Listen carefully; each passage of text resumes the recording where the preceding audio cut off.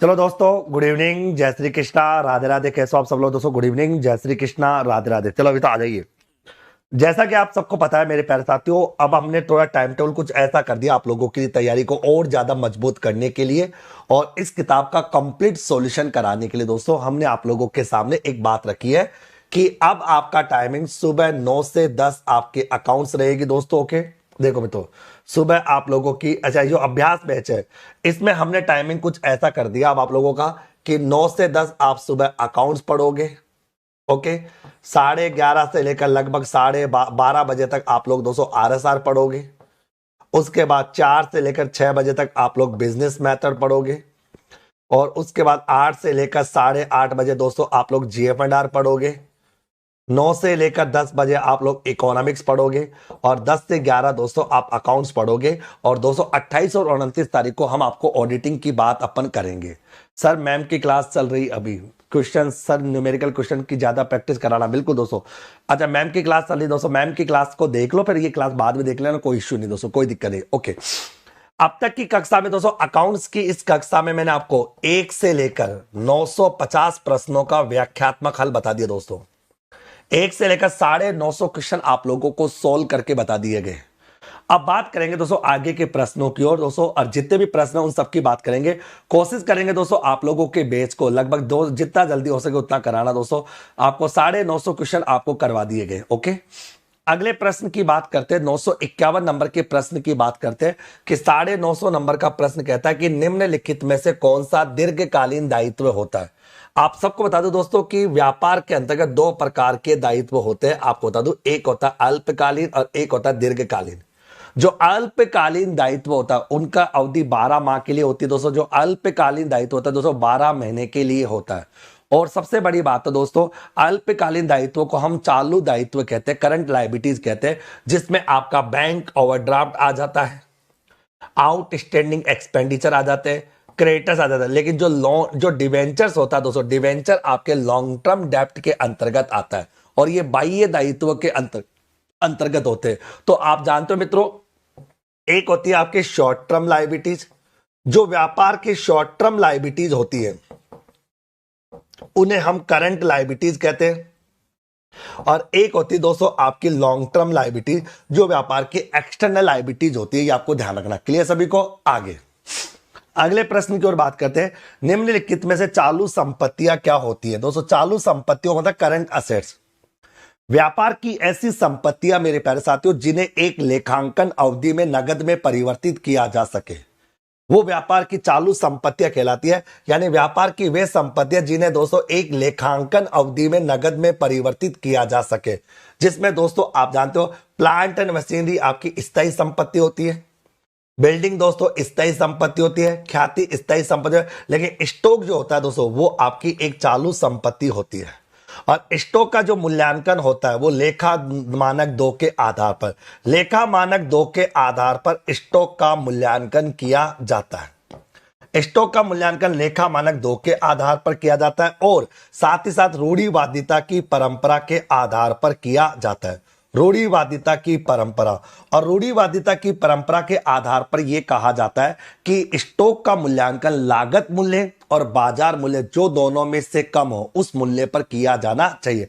यानी स्टॉक का मूल्यांकन लागत मूल्य और बाजार मूल्य जो दोनों में से कम हो उस मूल्य पर किया जाना चाहिए। तो स्टॉक का मूल्यांकन होता है। और दोस्तों आप जानते हो स्टॉक का मूल्यांकन आपकी कॉस्ट प्राइस और market price which ever is less, यानी दोनों में से दोस्तों आप लोगों की जो दोनों में से कम होगी, यानी जो दोनों में से कम होगी उस राशि पर दोस्तों स्टॉक का मूल्यांकन किया जाता। दोस्तों के सर कोर्स खरीदा उसमें क्लास नहीं हो रही, बेटा देखो आप लोगों की बात करूं, तुमने कोर्स कौन सा खरीदा वो मेरे को नहीं पता। जो कोर्स है वो अलग है, ये अभ्यास बैच है। ओके, जीके का। अब जीके के सब चीजों की देखो मित्रों हर चीज की क्लास होती है, हर चीज की। और फिर भी आपको डाउट हो तो 7737052390 पर आप सुबह 8 से लेकर रात के 8 बजे तक कॉल करके दोस्तों आप लोग इंक्वायरी कर सकते हो। ठीक है दोस्तों, चलिए आगे चलते हैं। अगला प्रश्न दोस्तों आगे, अब देखो थैंक्स आगे। फिर अगला आता है दोस्तों आपका 953, पेटेंट अधिकार खाते की प्रकृति क्या होती है? पेटेंट दोस्तों आपकी अदृश्य संपत्ति होती है और संपत्ति खाते दोस्तों जो होते हैं वो आपके वस्तुगत खातों की श्रेणी के अंतर्गत आते हैं। सभी प्रकार के संपत्ति खाते दोस्तों वस्तुगत खातों की श्रेणी में आते हैं, यानी कि ये रियल अकाउंट की श्रेणी में आते हैं। पेटेंट जो होता है दोस्तों, पेटेंट क्या है, आपकी अदृश्य से स्थायी संपत्ति होती है। पेटेंट अपनी क्या होती है, अदृश्य से स्थायी संपत्ति होती है दोस्तों। और स्थायी संपत्ति खाता दोस्तों आपका एक वस्तुगत खाता होता है, ये वस्तुगत खाते की श्रेणी के अंतर्गत आता है। जबकि पूंजी जो होता है दोस्तों, पूंजी आपका प्रतिनिधित्व व्यक्तिगत खाता होता है। पूंजी जो होती है दोस्तों प्रतिनिधित्व व्यक्तिगत खाता होता है, क्योंकि पूंजी जो होती है वो व्यापार का आंतरिक दायित्व होता है, इंटरनल लायबिलिटीज होती है। अगला प्रश्न कहना चाह रहा है, एक प्लांट और मशीनरी खरीदने पर दोस्तों, आप जानते हो प्लांट एंड मशीनरी दोस्तों आपकी दृश्य मूर्त स्थायी संपत्ति होती है। और संपत्तियों को खरीदने पर संपत्ति खाता डेबिट होता है, तो प्लांट एंड मशीनरी खाता डेबिट होगा और केस अकाउंट आपका क्रेडिट होगा। केस अकाउंट दोस्तों आपका क्रेडिट होगा, प्लांट एंड संपत्ति खाता दोस्तों आपका डेबिट होगा। यानी कि plant and machinery account debit to cash होगी। और प्लांट एंड मशीनरी अकाउंट दोस्तों आपका एक रियल अकाउंट होता है। कौन सा होता है, रियल अकाउंट होता है। रोकड़ भी रियल अकाउंट होता है, तो दोस्तों माल खाता भी रियल अकाउंट होता है। व्यापार के अंतर्गत दोस्तों माल खरीदने पर परचेज खाता डेबिट होता है और माल को बेचने पर विक्रय खाता क्रेडिट होता है। माल की दोस्तों कभी भी एंट्री नहीं होती, माल का नाम व्यापार की पुस्तकों में कभी भी नहीं लिखा जाता। जब माल खरीदा जाता है तो परचेज को डेबिट करते, जब माल को बेचा जाता है तो आपके सेल्स को क्रेडिट करते, लेकिन माल का नाम व्यापार की पुस्तकों में दोस्तों कभी भी नहीं लिखा जाता। अगला प्रश्न है, सलीम को रोकड़ में माल विक्रय किया। रोकड़ में माल बेचने पर सलीम से कोई मतलब नहीं है, तो विक्रय करने पर डेबिट करेंगे। तो दोस्तों आप जानते हो नगद माल बेचने पर एंट्री होती है cash account debit to sale, और यहां पर केस और सेल दोनों के दोनों रियल अकाउंट होते हैं, तो केस अकाउंट डेबिट होगा दोस्तों और विक्रय खाता दोस्तों क्रेडिट होगा। और इस मद के अंतर्गत ये मद रोकड़ बही में की जाती है, रोकड़ बही के अंतर्गत दोस्तों इस मद का लेखा किया जाता है। तो जो रोकड़ में माल बेचा जाता है तो केस अकाउंट, देखो माल बेचने पर पैसा हमारे पास आएगा। पैसा दोस्तों एक वस्तुगत खाता होता है, और वस्तुगत खाते का नियम होता है आने वाली वस्तु को डेबिट करो और जाने वाली वस्तु को क्या करो, क्रेडिट करो। अगला प्रश्न, अगला है 956 नंबर। 1/4/2015 को पूंजी थी 90,000 रुपए की। वर्ष के दौरान 25,000 रुपए की पूंजी लगाई, मतलब स्टार्टिंग में मेरे पास 90,000 की पूंजी है, 25,000 की पूंजी मैं और लगाता हूं, तो दोस्तों बताओ एक मेरी पूंजी कितनी हो जाएगी, 1,15,000 रुपए की। उसमें से 35,000 रुपए की पूंजी मैंने निकाल ली। 35,000 रुपए की पूंजी दोस्तों मैंने निकाल ली, तो यहां पर जब देखोगे मेरे पास साथियों 35,000, तो बताओ 80,000 की पूंजी मेरे पास बच गई। उसके बाद लास्ट में 1,25,000, अंतिम पूंजी 1,25,000 रुपए, तो अंतिम पूंजी 1,25,000 रुपए। तो बताओ वर्ष के दौरान मैंने प्रॉफिट कितना कमाया, 45,000 का। यानी वर्ष के दौरान मेरा प्रॉफिट कितना होगा, 45,000 रुपए का प्रॉफिट होगा। 45,000 के प्रॉफिट की बात अपन यहां पर करेंगे। सर राजस्थान जीके का 51 रुपए वाला कोर्स खरीदा, तो उसमें क्लासेस नहीं हो रही, आर्ट और कल्चर की क्लास से टीचर चेंज करवाओ। बेटा देखो सुनिए ध्यान, ठीक है, कि आर्ट एंड कल्चर क्लासेस खरीदे, उसमें क्लासेस नहीं हो रही है, आर्ट एंड कल्चर का टीचर चेंज करवाओ। बेटा देखो आपके कहने से टीचर चेंज नहीं होता। अगर आपको कोई भी डाउट हो टीचर से प्रश्न पूछ लो, अगर टीचर प्रश्न का जवाब नहीं दे पाए ना, तो मैं अपने टीचर को हटाता हूं दोस्तों। यहां पर दोस्तों वो टीचर पढ़ाते हैं दोस्तों जिनका नॉलेज बहुत हाई होता है। ठीक है दोस्तों, आप उनकी टेस्ट लेने के लिए हमारे ऑफलाइन बैच में आ जाओ, आपको जितना टेस्ट लेना उतना टेस्ट लो। अगर आपके टेस्ट में टीचर खड़े नहीं उतरे ना दोस्तों, तो मैं टीचर को थप्पड़ मार के बाहर निकाल दूंगा, ये मेरा वादा है दोस्तों। तो आपके कहने से टीचर को हटाया नहीं जाता, ध्यान। यहाँ टीचर दोस्तों रियल वर्ल्ड नहीं है, रियल टीचर है, रियल वर्ल्ड टीचर नहीं, यहाँ पे ध्यान, यहाँ रियल टीचर है। ठीक है, तो ये ध्यान। अगर आपको फिर भी गलत फहमी है कि हमारे टीचर को कुछ नहीं आता, तो आप लाइव आ जाओ, टीचर से जो चाहो प्रश्न पूछो। अगर टीचर जवाब नहीं देता तो टीचर को वहीं पर थप्पड़ मार के बाहर निकाल दूंगा, टेंशन मत लेना। ठीक है बेटा, तो परेशान मत हो, आगे पढ़ाई पे ध्यान दे। आगे तो 45,000 रुपए का प्रॉफिट दोस्तों यहां पर आएगा। 45,000 रुपए का प्रॉफिट की बात अपन यहां पर करेंगे। ठीक है, तो रियल टीचर और रियल टीचर दोनों में फर्क होता है, ध्यान। एक होता रियल टीचर, ये रियल टीचर, ठीक है, और एक होता आपका रियल टीचर, तो दोनों में फर्क समझ लेना, ध्यान। यहां पर दोनों में फर्क समझना बहुत ज्यादा जरूरी कि रियल टीचर क्या होता है, रियल टीचर क्या होता है। ठीक है, चलिए बेटा आगे ध्यान दे, पढ़ाई पे ध्यान दे। आगे 957 नंबर, 957 कहता है कि राम 10,000 रुपए के लिए एक कार खरीदता है। बिल्कुल, कार आपकी स्थायी संपत्ति होती है, खरीद लेता, बहुत अच्छी बात है। Car account debit to cash entry कर लेते हैं। 3,000 रुपए का नगद भुगतान करता है और शेष राशि 3 किस्तों में चुकाता है। भाई साहब इसका मतलब कार कितने की है, 10,000 की, मतलब स्थायी संपत्ति हमने 10,000 की खरीदी, जिसके लिए हमने 3,000 रुपए तो तुरंत पेमेंट कर दिया, और 7,000 रुपए का उधार हो गया। इसका मतलब आपकी केस में कितनी कमी हो रही है, इतनी, और आपके लेनदार कितने बढ़ गए, इतने। अब बताओ इससे दोस्तों क्या फर्क पड़ेगा, इससे आपका क्या फर्क पड़ेगा दोस्तों। ओके ठीक है, अब सुनो इससे क्या होगा। देखो क्या क्या हो सकता है, एक तो 10,000 से स्थायी संपत्ति बढ़ रही है, 3,000 से चालू संपत्तियां कम हो रही है। अल्टीमेटली अपन कहते हैं 7,000 से कुल संपत्तियां बढ़ रही है और 7,000 से कुल दायित्व बढ़ रहे हैं। तो कुल दायित्व 3,000 से बढ़ रहे हैं, बिल्कुल गलत है।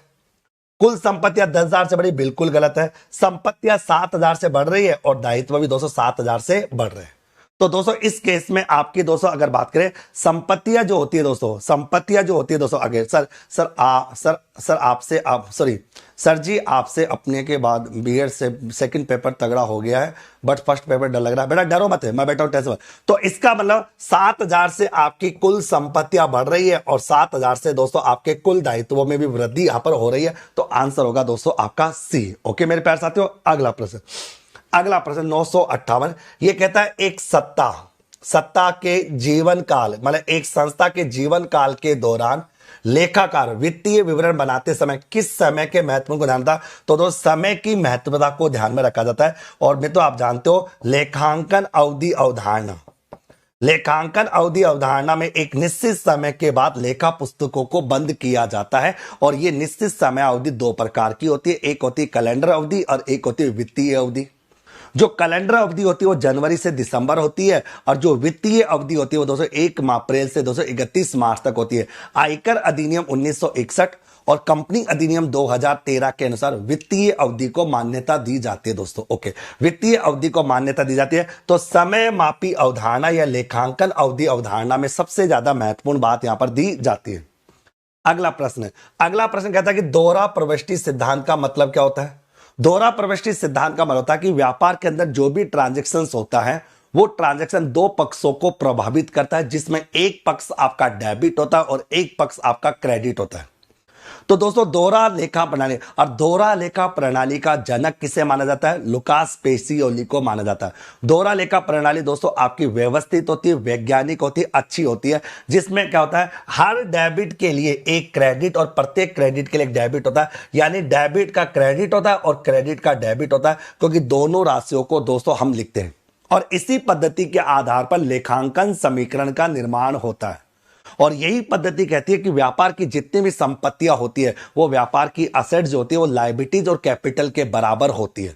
ओके मित्रों, अब ध्यान, लायबिलिटी और कैपिटल के बराबर होती है। तो दोहरा प्रविष्टि का मतलब कि प्रत्येक लेन देन के दो पक्ष प्रभावित होते हैं। और दोस्तों ये कौन सी अवधारणा के आधार पर चलता है, द्विपक्षीय अवधारणा के आधार पर चलता है कि प्रत्येक लेखांकन के अंतर्गत जो व्यवहार होता है वो दो पक्षों को प्रभावित करता है। दोस्तों दो पक्षों को प्रभावित करता है, जिसमें एक पक्ष आपका डेबिट होता है, एक पक्ष आपका क्रेडिट। प्रत्येक डेबिट के लिए क्रेडिट होता है और क्रेडिट के लिए डेबिट होता है, यानी दो पक्षों को प्रभावित करने का कार्य किया जाता है। यह द्विपक्षीय अवधारणा के आधार पर देखने को मिलता है। और मित्रों आप जानते हो इस दोहरा लेखा पद्धति का जो जनक है वो किसे माना जाता है, लुकास पेसियोली को माना जाता है। लुकास पेसियोली को दोहरा लेखा प्रणाली का जनक माना जाता है, क्योंकि लुकास पेसियोली ने 1494 में एक किताब लिखी थी। उस किताब का नाम था डी कंपासेट स्क्रप्चर। डी कंपासेट स्क्रप्चर नामक किताब लिखी गई थी दोस्तों लुकास पेसियोली के द्वारा। इसीलिए लुकास पेसियोली की बात यहां पर आएगी दोस्तों। ठीक है दोस्तों, आगे ठीक है। अब ध्यान सुना, अगला प्रश्न आपके सामने आता है दोस्तों आपका 960 की लाभ और हानि, संभावित हानियों के लिए बनाए गए आयोजन है। दोस्तों व्यापार के अंतर्गत जो भी आयोजन बनाया जाता है वो रूढ़िवादिता की परंपरा के आधार पर बनाया जाता है। ये बात अपने दिलो दिमाग में धारण कर लेना। व्यापार के अंदर जो भी प्रोविजंस बनता है, जो भी प्रोविजन बनता है मेरे प्यारे साथियों, वो रूढ़िवादिता की परंपरा के आधार पर बनाया जाता है। तो व्यापार में चाहे प्रोविजन फॉर बैड डेब्ट्स हो, प्रोविजन फॉर डिस्काउंट हो, प्रोविजन फॉर आपका डेप्ट, कुछ भी हो, सबके सब प्रोविजन रूढ़िवादिता की परंपरा के आधार पर बनते हैं। रूढ़िवादिता की परंपरा ये कहती है कि व्यापार की संपत्तियों को कम मूल्य पर दिखाओ और व्यापार के दायित्वों को अधिक मूल्य पर दिखाओ।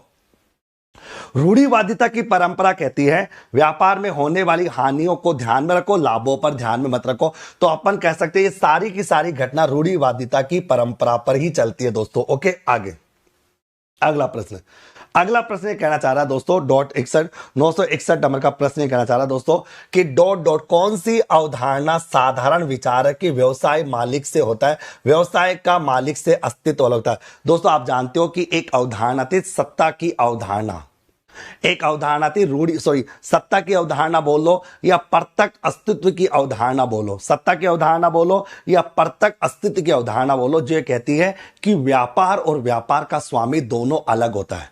व्यापार और व्यापार का स्वामी दोनों अलग होता है। एक व्यापारी कभी भी अपनी पुस्तकों में, व्यापार की पुस्तकों में अपना नाम नहीं लिखता दोस्तों, वो अपने नाम के साथ या तो कैपिटल शब्द का प्रयोग करता है या ड्राइंग शब्द का प्रयोग करता है। इसीलिए कैपिटल और ड्राइंग जो होती है वो प्रतिनिधित्व व्यक्तिगत खाता होता है। तो दोस्तों ये परतक अस्तित्व की अवधारणा होती है, जिसे सत्ता की अवधारणा भी हम कहते हैं, इसे सत्ता की अवधारणा भी कहा जाता है। यह सत्ता की अवधारणा भी अपनी कहलाती है और इसी अवधारणा के आधार पर यह कहा जाता है कि व्यापार और व्यापार का जो स्वामी होता है उन दोनों का अस्तित्व अलग होता है और एक व्यापारी कभी भी अपना नाम व्यापार की पुस्तकों में नहीं लिखता। यानी जो व्यवसायी होता है, जो व्यवसायी होता है, जो स्वामी होता है, वो व्यापार की पुस्तकों में अपने नाम के साथ या तो कैपिटल शब्द का प्रयोग करता है या ड्राइंग शब्द का प्रयोग करता है मेरे प्यारे साथियों। इसीलिए कैपिटल और ड्राइंग जो होती है वो प्रतिनिधित्व व्यक्तिगत खाता होती है,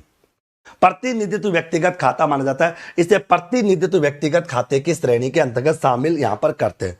दोस्तों आपका 962 कहना चाह रहा है कि रूढ़िवादिता की परंपरा के आधार पर अंतिम स्टॉक का मूल्यांकन कौन से मूल्य पर किया जाना चाहिए।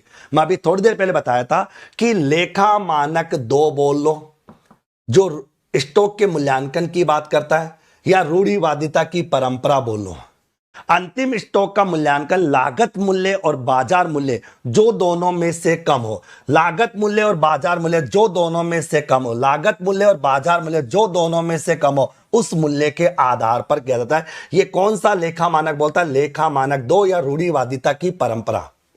यह कहा जाता है मेरे प्यारे साथियों कि अंतिम स्टॉक की, अगर आपसे कोई पूछे कि अंतिम स्टॉक की समायोजन प्रविष्टि क्या होती है, अगर आपसे पूछ लिया जाए कि अंतिम स्टॉक की समायोजन प्रविष्टि क्या होती है, तो एंट्री होती है closing stock account debit to trading account. यानी कि क्लोजिंग स्टॉक को 2 जगह दिखाया जाता है, एक तो व्यापार खाते के क्रेडिट पक्ष में और एक बैलेंस शीट की असेट साइड में। लेकिन एक बात ध्यान रखना मित्रों, अगर closing stock balance sheet closing stock अगर तलपट के अंदर है तो उसे दोस्तों केवल एक ही जगह दिखाया जाता है, वो बैलेंस शीट की असेट साइड में। क्यों? क्योंकि क्लोजिंग स्टॉक व्यापार की कौन सी संपत्ति होती है? चालू संपत्ति होती है। जो अनसोल्ड स्टॉक होता है, जो बिना बिका हुआ माल होता है। तो क्लोजिंग स्टॉक दोस्तों अगर तलपट के नीचे होता है तब तो इसे 2 जगह दिखाया जाता है, एक तो दोस्तों दिखाया जाता है ट्रेडिंग अकाउंट के क्रेडिट पक्ष में और एक बैलेंस शीट की असेट साइड में। लेकिन अगर दोस्तों क्लोजिंग स्टॉक तलपट के अंदर होता है तो उसे केवल और केवल बैलेंस शीट की असेट साइड में दिखाया जाता है। और क्लोजिंग स्टॉक का मूल्यांकन लेखा मानक 2 और रूढ़िवादिता की परंपरा के आधार पर किया जाता है। और रूढ़िवादिता की परंपरा कहती है कि क्लोजिंग स्टॉक का मूल्यांकन लागत मूल्य और बाजार मूल्य जो दोनों में से कम हो उस मूल्य के आधार पर किया जाना चाहिए। दोस्तों अगला प्रश्न, अगले प्रश्न की ओर बात करते हैं दोस्तों। ये कहते हैं पूर्वदत्त व्ययों के बनाए गए समायोजन की बात करनी है। पूर्वदत्त व्यय, पहले तो ये समझो दोस्तों कि पूर्वदत्त व्यय होते क्या है। इनको बोलते हैं अग्रिम खर्चे, प्रिपेयर्ड एक्सपेंडिचर। वे खर्चे जो आगामी वर्ष से संबंधित होते हैं लेकिन जिनका भुगतान चालू वर्ष में ही कर दिया जाता है। वे खर्चे जो आगामी वर्ष से संबंधित होते हैं लेकिन जिनका भुगतान चालू वर्ष में ही कर दिया जाता है, वो आपके प्रिपेयर्ड एक्सपेंडिचर होते हैं। ये दोस्तों व्यापार की चालू संपत्तियां होती है। इन्हें दोस्तों इनकी entry prepared expenditure account debit to expenditure. तो पहले तो ये समझ लीजिए कि पूर्वदत्त खर्चों का संबंध आगामी वर्ष से होता है, मतलब ये आगामी वर्ष के होते हैं लेकिन भुगतान चालू वर्ष में कर दिया जाता है। इनकी एंट्री होती है prepared expenditure account debit. Prepaid expenditure account debit to expenses, और ये प्रिपेड एक्सपेंडिचर व्यापार की चालू संपत्ति होती है। ओके आप लोग, तो इनका समायोजन दो जगह किया जाता है, एक तो संबंधित खर्चे में से घटाकर और एक संपत्ति के तौर पर। एक तो संबंधित खर्चे में इसको घटा दिया जाता है, क्यों? क्योंकि इसका संबंध आगामी वर्ष से होता है। ये चालू वर्ष के नहीं, आगामी वर्ष के खर्चे होते हैं जिनको चालू वर्ष में पेमेंट करते हैं, और ये व्यापार की संपत्तियां होती है, चालू संपत्तियां होती है मेरे पास साथियों। अच्छा, प्रिपेड एक्सपेंडिचर खाते का जो नेचर होता है दोस्तों, वो प्रतिनिधित्व व्यक्तिगत खाता होता है। कौन सा खाता होता है? प्रतिनिधित्व व्यक्तिगत खाता होता है, यानी रिप्रेजेंटेटिव पर्सनल अकाउंट की कैटेगरी में शामिल करते हैं। जबकि एक्सपेंसेस जो होता है दोस्तों, वो आपका नॉमिनल अकाउंट होता है, मतलब कि एक नाममात्र खाता होता है। इसकी समायोजन प्रविष्टि जो होती है वो मुख्य जर्नल में की जाती है। एक तो दोस्तों इसे संबंधित वर्ष के खर्चों, यानी एक तो इसको संबंधित खर्चों में से इसे घटाकर दिखाते हैं दोस्तों, और एक बैलेंस शीट की असेट साइड में दिखाया जाता है। कौन सी असेट? चालू संपत्तियों के तौर पर इसे दिखाया जाता है। अगला प्रश्न दोस्तों 964 नंबर का, उपार्जन अवधारणा क्या कहती है? उपार्जन अवधारणा का संबंध क्या होता है?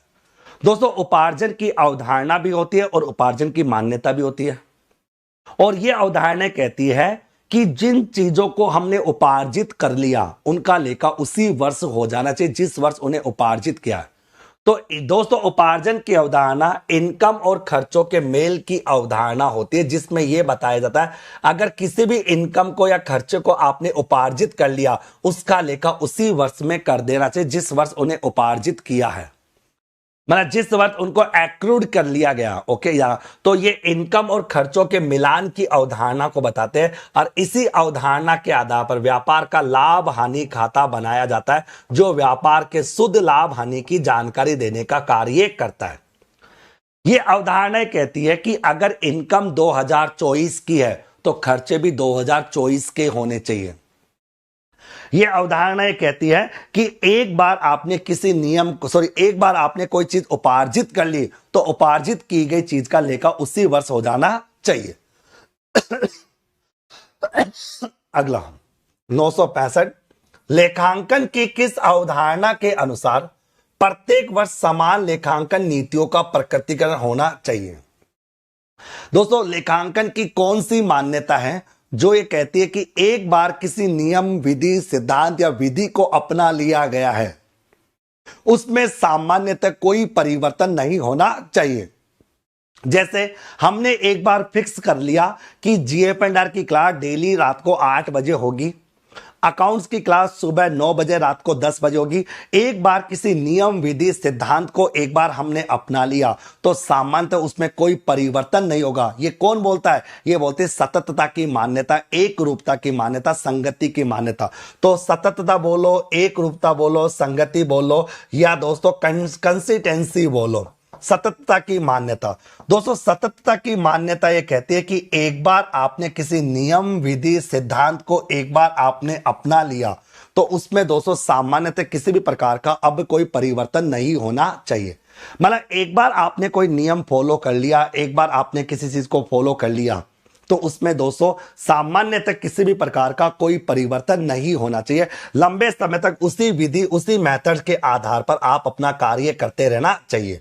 हमें पता है दोस्तों जब हम लेखा मानक 1 की बात करते हैं, लेखा मानक 1 जिसका नाम है लेखांकन नीतियों का प्रकटीकरण, लेखांकन नीतियों का प्रकटीकरण, लेखांकन नीतियों के प्रकटीकरण की जब बात आती है तो लेखा मानक 1 के अनुसार दोस्तों लेखांकन की मान्यताएं 3 होती है। लेखांकन की 3 मान्यता होती है, जिसमें एक होती है चालू मान्यता, एक होती है उपार्जन की मान्यता और एक होती है सततता की मान्यता, जिसको एक रूपता या संगति की मान्यता भी हम कहते हैं। एक रूपता संगति की मान्यता भी हम इसे कहते हैं। दोस्तों 966 कहता है कि श्रीधर से जिसे पूर्व में डूबा हुआ ऋण, जो पहले डूब चुका था, अगर दोस्तों पहले से डूबा हुआ पैसा बाद में वापस मिलता है। दोस्तों सर मैं साइंस बैकग्राउंड से हूं सर, मैंने अभी तक किसी से इकोनॉमिक्स पढ़ी है वो आज तक समझ नहीं आई, बट जब से आपसे पढ़ा हूं तब से दोस्तों थैंक यू बेटा। देखो बेटा ये सब फालतू बातें, आप रिजल्ट दो मेरे को रिजल्ट चाहिए दोस्तों, रिजल्ट बस। आप मेरी बड़ाई करना चाहते हो बहुत अच्छी बात है, मेरे को इससे कोई मतलब दोस्तों, मेरे को एक ही चीज दिखती है, परिणाम परिणाम परिणाम, क्योंकि दोस्तों अंतिम सत्य केवल परिणाम ही होता है। व्यूज प्राप्त करना, कमेंट्स प्राप्त करना, लाइक, सब ये सब फालतू बात है, सब मिथ्या है, सब बकवास है।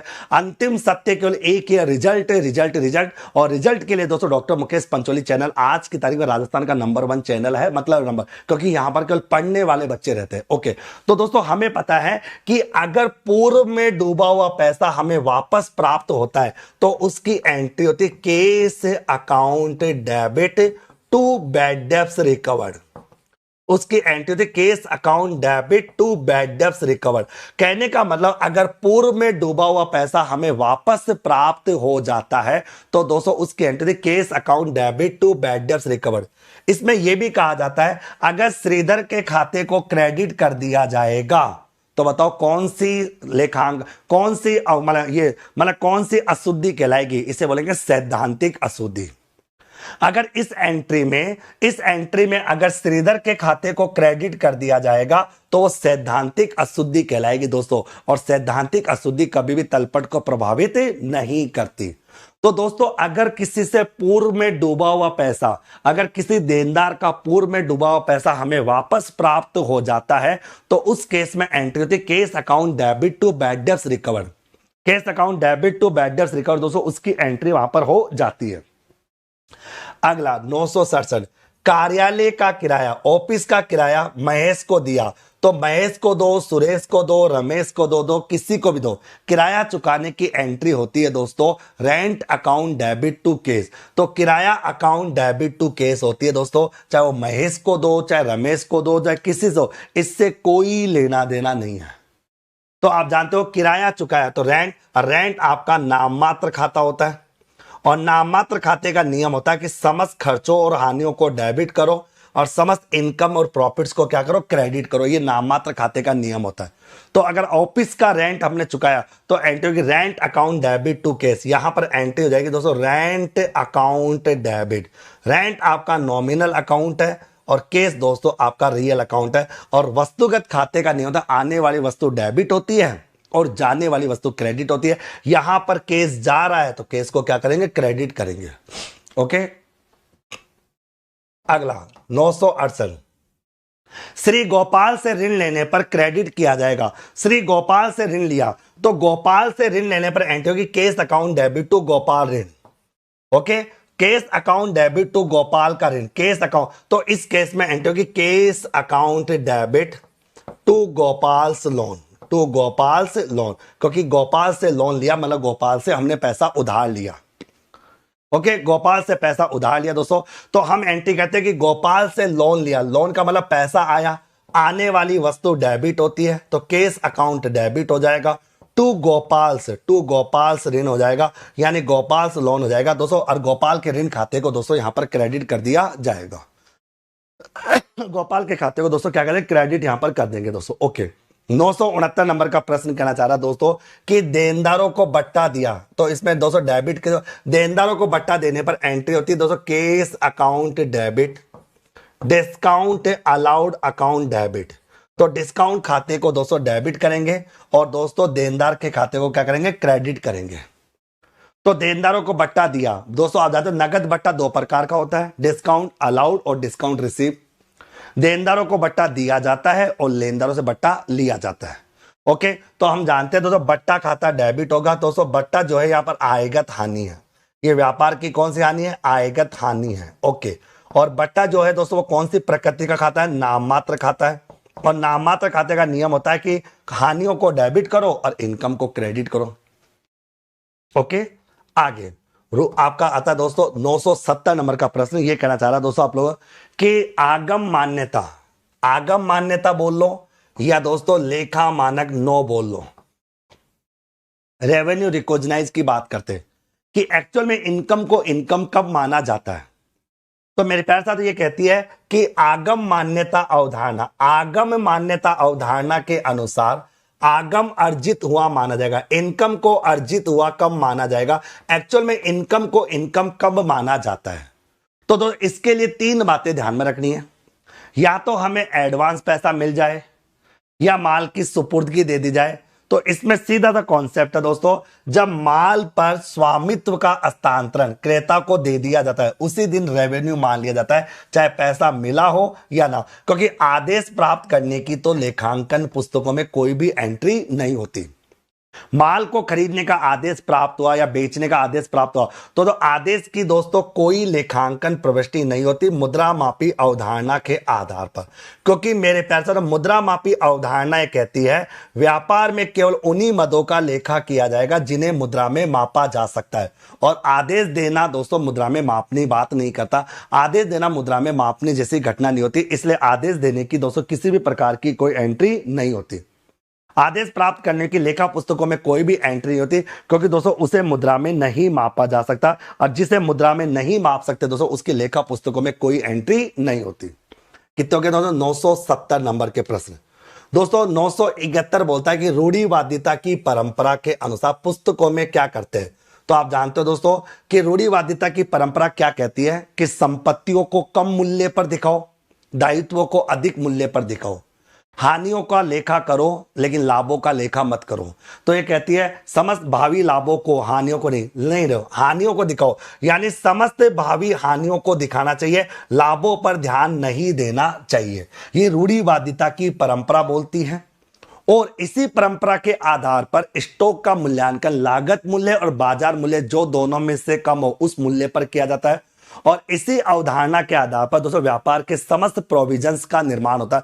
व्यापार में जितने भी प्रोविजंस बनाए जाते हैं, क्योंकि प्रोविजन ज्ञात हानियों के लिए बनता है, तो व्यापार की जितनी भी भावी हानियां होती है, हानियों के लिए आयोजनों का निर्माण किया जाना चाहिए। प्रोविजन आयोजनों का निर्माण, यानी आयोजनों का निर्माण किया जाना चाहिए। दोस्तों ये कौन बोलती है? रूढ़िवादिता की परंपरा बोलती है कि जितनी भी हानियां होती है उन हानियों के लिए दोस्तों विभिन्न प्रकार के प्रोविजंस बनने चाहिए। हानियों के लिए दोस्तों प्रोविजंस का निर्माण होना जरूरी है। अगला प्रश्न 972 यह कहता है कि एक कंपनी का मालिक निजी मेडिकल खर्चों को कंपनी के आय विवरण में शामिल कर लेता है, मतलब अपने पर्सनल खर्चों को दोस्तों व्यापार की पुस्तकों में लिख लेता है। तो दोस्तों बताओ उसने कौन से सिद्धांत का उल्लंघन किया। बेसिकली दोस्तों यहां पर सिद्धांत आता है परतक अस्तित्व की अवधारणा का सिद्धांत। तो दोस्तों इस क्वेश्चन में परतक अस्तित्व का सिद्धांत कहीं नहीं है, तो दोस्तों इस केस में सतत संस्थान की अवधारणा का आंसर करना पड़ेगा, क्योंकि चालू अवधारणा भी ये कहती है कि व्यापार में दोस्तों सही मदों का लेखा होना चाहिए।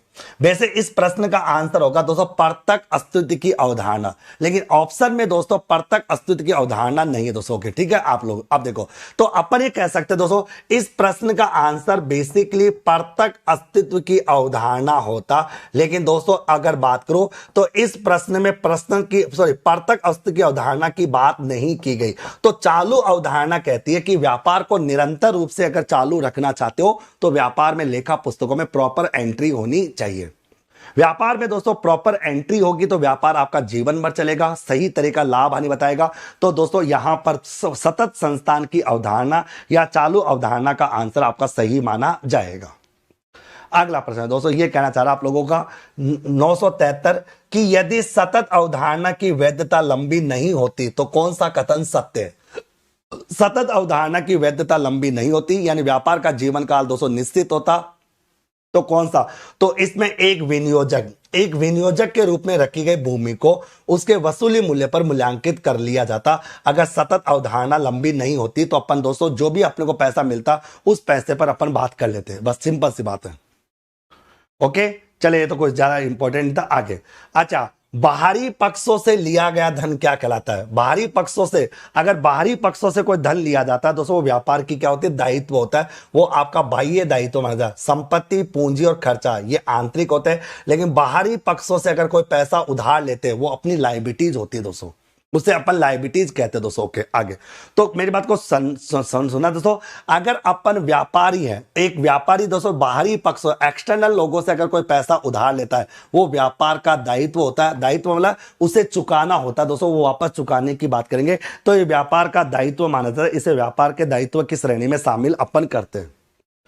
अगला दोस्तों 975 नंबर का प्रश्न ये कहता है कि एक मशीन की लागत 1 लाख रुपए थी, स्थापना पर खर्च हुआ 1 लाख का, मतलब 1 लाख में 10,000 होगा मान लो, तो 2 लाख 1,10,000 हो गया इसका। अच्छा, इस मशीन का लागत मूल्य कितना हो गया? 1,10,000। जबकि इस मशीन का बाजार मूल्य कितना है, 1,20,000। आप जानते हो स्थायी संपत्तियों का लेखा हमेशा लागत मूल्य पर किया जाता है। बाजार मूल्य चाहे कम हो या ज्यादा हो, उससे कोई मतलब ही नहीं है। स्थायी संपत्तियों का लेखा दोस्तों हमेशा लागत मूल्य के आधार पर किया जाता है। बाजार मूल्य को तो कभी ध्यान में रखते ही नहीं। कौन सी अवधारणा के आधार पर, लागत अवधारणा के आधार पर।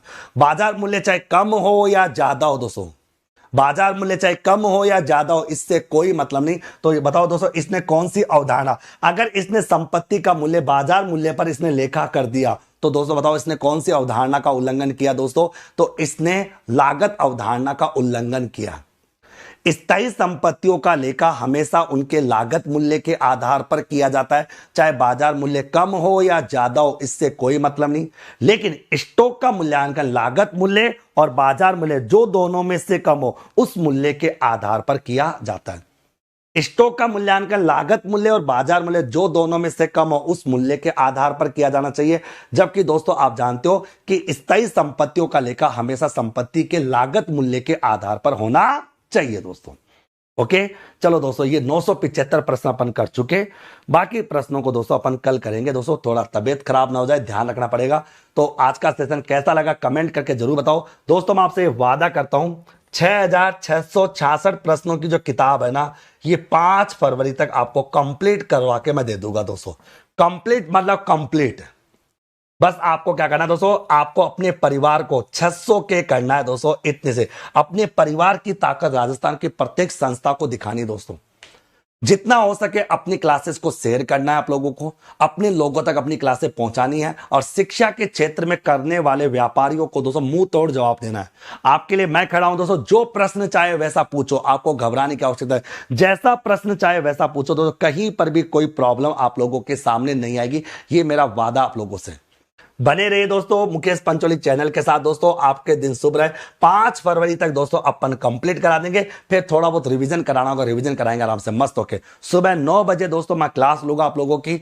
यही क्लास होगी 976 नंबर से प्रश्न बात करेंगे। अब आपकी क्लास 2 बार होगी दोस्तों। एक होगी सुबह 9 से 10, एक होगी रात को 10 से 11 दोस्तों। ये 2 क्लास होगी दोस्तों। और डेली के कम से कम 100 प्रश्नों का सोल्यूशन कराऊंगा दोस्तों आप लोगों को। क्लियर सभी को? अभी के लिए मैं विदा चाहता हूं दोस्तों। थैंक यू सो मच दोस्तों। All the best, bye bye, take care. Okay, thank you.